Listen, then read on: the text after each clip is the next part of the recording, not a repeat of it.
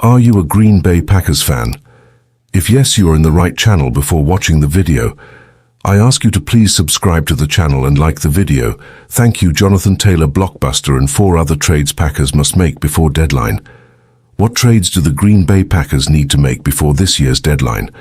The Green Bay Packers are 2 after a pretty disappointing home loss to the Detroit Lions in Week 4.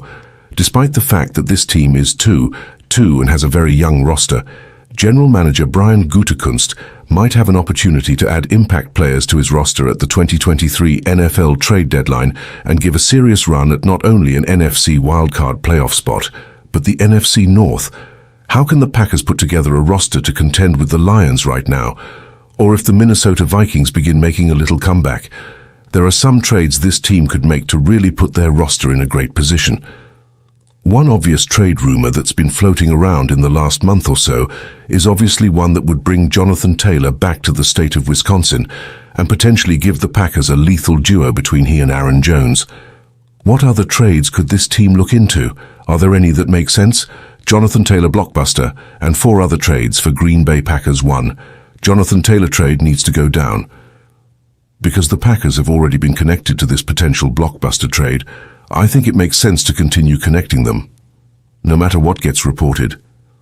Yes, trading for Jonathan Taylor is likely to cost more draft capital than you'd ideally give up for a running back, but the Packers could potentially drive the price down at least a little bit if they include someone like A.J. Dillon in this trade with the Colts.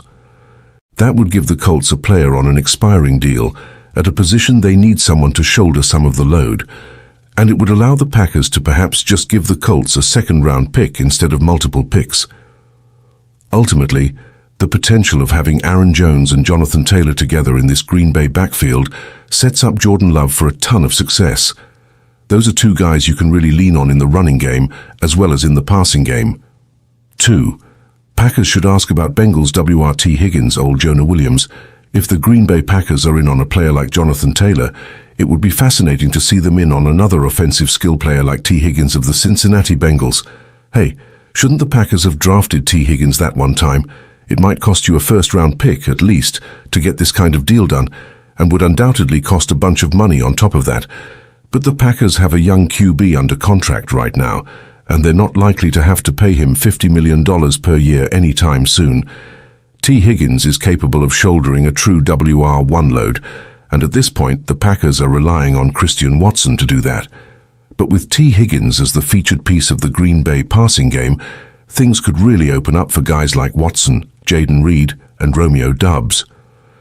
Wide receiver isn't the primary need for the Packers at the moment, but when certain guys become available, you at least have to inquire about the price.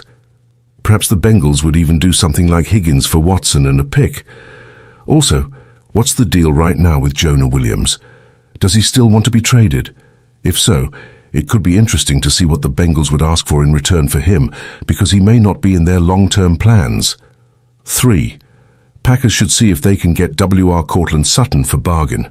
Even if it's a minor move, I like the idea of the Packers maybe adding a veteran receiver to this young room they currently have. Courtland Sutton could come at a discounted price, certainly by comparison to T. Higgins, and could serve a crucial role for this offense. Number 1, the Packers really don't have a ton of veterans on that side of the ball. A player like Courtland Sutton, who could potentially be had for just a 3rd-round pick, could provide some much-needed veteran presence to the Green Bay offense. Again, the Packers aren't exactly struggling right now for receiver help, but a player like Sutton raises the floor of the room, gives you a good run blocker at the position, a red zone weapon, a veteran, a leader, and someone who could be great for young receivers to be around. 4. Could Derrick Henry boost Packers' playoff hopes? We've discussed it before, but depending on where the Tennessee Titans are at here in a couple of weeks, it could be interesting to see what kind of fire sale they might have. It's hard to picture Derrick Henry playing for any other team at this point, but he's obviously got some history with Packers head coach Matt LaFleur, having played for him when LaFleur was the offensive coordinator for the Titans.